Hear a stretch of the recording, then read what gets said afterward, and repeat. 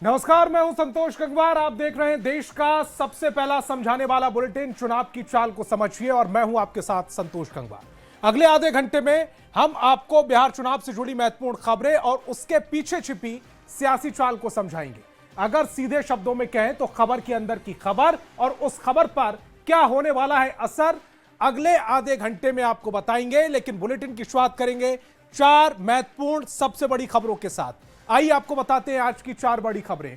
आखिरी चरण का रण, किसके पक्ष में समीकरण, पहली खबर होगी। दूसरी खबर होगी दूसरे चरण में कौन कौन से बड़े चेहरों की किस्मत दांव पर है।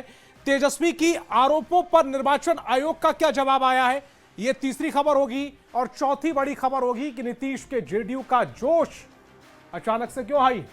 तो चलिए शुरुआत करते हैं पहली खबर के साथ। 11 नवंबर को बिहार विधानसभा चुनाव के दूसरे चरण की वोटिंग है।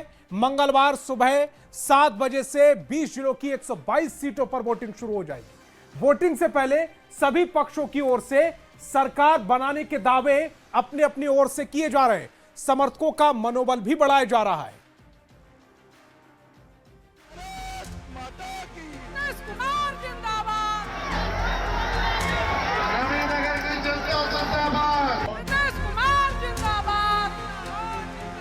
वो सब कुछ काम करता था, ये भी जान लीजिए। बिहार विधानसभा चुनाव अपने सबसे महत्वपूर्ण पड़ाव पर पहुंच गया है। महज चंद घंटे बाद 11 नवंबर की सुबह होगी और 7 बजते ही दूसरे चरण की वोटिंग शुरू हो जाएगी। मंगलवार को 20 जिलों की 122 सीट पर वोटिंग होनी है। इन 122 सीट में सामान्य सीट 101 है, जबकि एससी सीट की संख्या 19 और एसटी सीट की संख्या 2 है। कुल उम्मीदवारों की बात करें तो 1302 उम्मीदवार चुनाव मैदान में हैं, जिनमें महिला उम्मीदवार सिर्फ 136 हैं, जबकि पुरुष उम्मीदवारों की संख्या 1165 है। दूसरे चरण में कुल मतदाता 3 करोड़ 70 लाख से ज्यादा हैं। हर बूथ पर औसत मतदाता की संख्या 815 है। दूसरे चरण की वोटिंग को लेकर तैयारियां पूरी हो चुकी। वहीं राजनीतिक दलों ने भी बड़ी रैलियों और रोड शो से लेकर घर घर जाकर वोट मांगने में कोई कसर नहीं छोड़ी है। दूसरे फेज के चुनाव में एनडीए से बीजेपी के सबसे ज्यादा 53 उम्मीदवार चुनाव मैदान में हैं, जबकि जेडीयू के 44 नेता अपनी किस्मत आजमा रहे हैं। वहीं चिराग पासवान की पार्टी एलजेपी-आरबी 15 सीट पर लड़ रही है, तो मांझी की पार्टी 6 सीट और कुशवाहा की आरएलएम 4 सीट पर लड़ रही है। महागठबंधन की बात करें तो सबसे ज्यादा आरजेडी के 72 उम्मीदवार, जबकि कांग्रेस के 37, वीआईपी के 7 और लेफ्ट के 6 उम्मीदवार चुनाव मैदान में हैं। इसमें महागठबंधन की उन 6 सीट को शामिल नहीं किया गया है जहां गठबंधन में ही आमने सामने की भिड़ंत है। तेजस्वी ये सारी बातें कर रहे हैं, महिलाओं को पता है कि उनकी बेहतरी और सुरक्षा किस में है, तो तेजस्वी पे सभी लोग भरोसा कर रहे हैं और मुझे लगता है कि महागठबंधन की सरकार बनेगी। बिहार में 160 हमारे एनडीए के उम्मीदवार जीतेंगे। अब प्रचंड बहुमत से यहाँ एनडीए की सरकार बनावेंगे। दूसरे चरण की वोटिंग के पहले राजनीतिक दलों की ओर से जीत और सरकार बनाने के बड़े बड़े दावे किए जा रहे हैं। बिहार के लोग जो है इस बार इतिहास रचने जा रहे हैं और इस बार नौकरी वाली सरकार लाने जा रहे हैं। एक ओर तेजस्वी यादव बदलाव की बात कर रहे हैं, तो दूसरी ओर लोक जनशक्ति पार्टी रामविलास के अध्यक्ष चिराग पासवान का दावा है कि 100% एनडीए की सरकार बनने जा रही है और नीतीश कुमार ही फिर से मुख्यमंत्री बनेंगे। 100% हम लोग जीत रहे हैं, इसमें कहीं कोई संदेह नहीं है। हाँ, तो कितनी सीटें आएंगी? ऑल टाइम हाई पे इस बार जाएंगे। 2010 का भी रिकॉर्ड हम लोग तोड़ने का काम करेंगे। बिहार विधानसभा की 243 सीटों के लिए हो रहे चुनाव के पहले फेज में 121 सीटों पर 6 नवंबर को वोटिंग हुई। बम्पर वोटिंग के जरिए बिहार के लोगों ने चुनाव को काफी रोचक बना दिया है।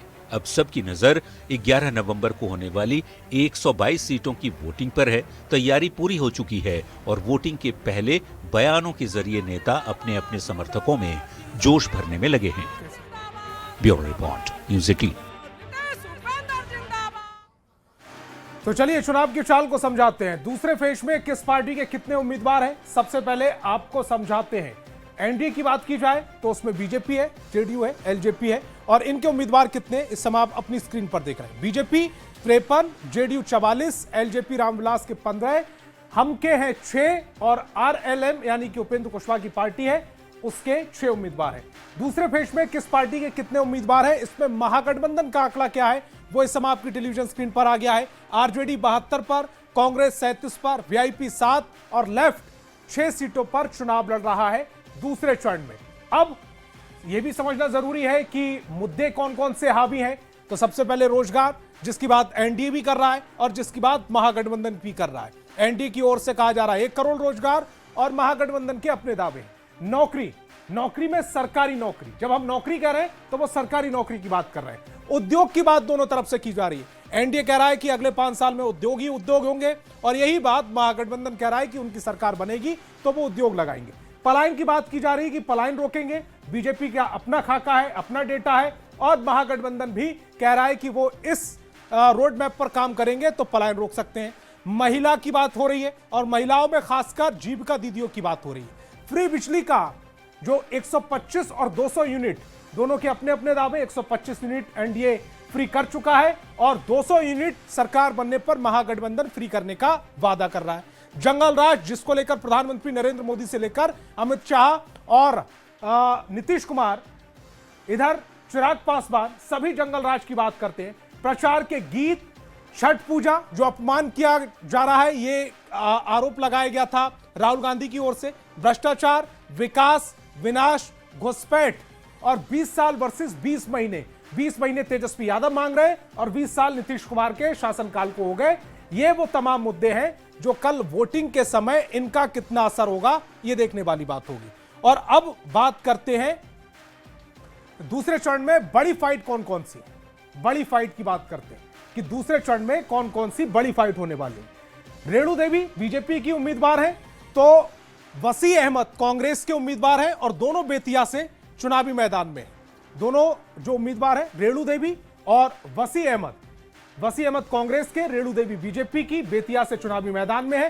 शीला मंडल जेडीयू से उम्मीदवार है, सुबोध मंडल कांग्रेस से उम्मीदवार है और ये फुलपरास से दोनों चुनावी मैदान में है।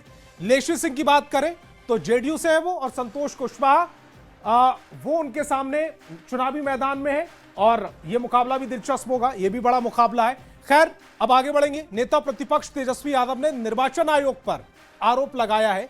तेजस्वी ने कहा कि 6 नवंबर को हुए पहले चरण में कितने पुरुष और कितनी महिलाओं ने वोटिंग की, इसके आंकड़े क्यों जारी नहीं किए गए।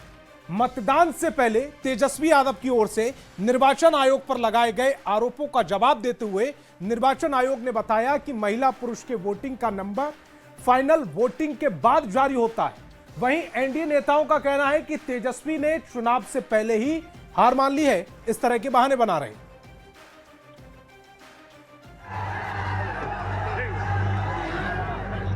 बिहार के लोग जो है इस बार इतिहास रचने जा रहे हैं, भूमिका बना रहे हैं तेजस्वी जी। ये हारने वाले लोग का ये सब लक्षण प्रकट हो रहा है। दूसरे चरण की वोटिंग से एक दिन पहले बिहार में आरोप प्रत्यारोप की सियासत तेज हो गई है। आरजेडी नेता तेजस्वी यादव ने निर्वाचन आयोग पर गंभीर आरोप लगाया है। तेजस्वी ने कहा कि 6 नवंबर को पहले चरण की वोटिंग हुई, लेकिन कितने पुरुष और कितनी महिलाओं ने वोटिंग की, इसके आंकड़े जारी नहीं किए गए। क्या मंगलवार को होने वाले मतदान के आंकड़े नतीजों के बाद जारी होगा? पहले के जमाने में तो उसी दिन उसी समय बता देता था मैनुअली, आजकल तो टेक्नोलॉजी का जमाना है। फिर भी ये आंकड़ा क्यों छुपाया जा रहा है, सबसे बड़ा मेरा प्रश्न है। तेजस्वी के आरोपों पर जवाब देते हुए निर्वाचन आयोग ने बताया कि महिला पुरुष की वोटिंग का टर्नआउट फाइनल वोटिंग के बाद बताया जाता है। वहीं एनडीए नेताओं ने भी तेजस्वी यादव पर पलटवार किया है। भूमिका बना रहे हैं तेजस्वी जी, परिणाम क्या आएगा उनको मालूम है। 14 तारीख को उनके विपरीत ही परिणाम आना है। डिप्टी सीएम विजय सिन्हा का कहना है कि हार का भय साफ दिखाई पड़ रहा है, घबराहट में है, इनका सपना टूट रहा है। हार का भय साफ दिखाई पड़ रहा है, घबराहट में सपना टूट गया। वहीं बीजेपी प्रदेश अध्यक्ष दिलीप जायसवाल का कहना है कि एसआईआर पर लगाए गए ऐसे आरोपों का जवाब बिहार की जनता पहले चरण में बम्पर वोटिंग से दे चुकी है। इन लोगों को तो माफी मांगनी चाहिए। देखिए, सबसे पहले राहुल गांधी और तेजस्वी यादव को बिहार की मतदाता से माफी मांगना चाहिए। चुनाव के ऐलान के पहले एसआईआर पर भी ऐसे ही आरोपों की सियासत तेज हुई थी। अब जबकि फाइनल राउंड की वोटिंग है तो एक बार फिर तेजस्वी यादव ने निर्वाचन आयोग पर आरोप लगाकर सियासी माहौल को गरमा दिया है। हालांकि एनडीए नेताओं का कहना है कि हार सामने देखकर घबराहट में तेजस्वी यादव इस तरह की बातें कर रहे हैं। न्यूज़ 18 के लिए पटना से संवाददाता धर्मेंद्र कुमार के साथ ब्यूरो रिपोर्ट। बिहार विधानसभा चुनाव के आखिरी चरण का मतदान कल है। इसी बीच सियासी दलों के दावों का दौर जारी है। जेडीयू सीएम नीतीश कुमार की जीत को लेकर कॉन्फिडेंट दिख रहे हैं, यानी कि उत्साह में दिख रहे हैं, विश्वसनीय दिख रहे हैं। जेडीयू ने ताबड़तोड़ पोस्ट और पोस्टर जारी कर जीत का सियासी संदेश दे दिया है, तो बीजेपी ने भी साफ कह दिया है कि नीतीश सीएम है और आगे भी सीएम रहेंगे।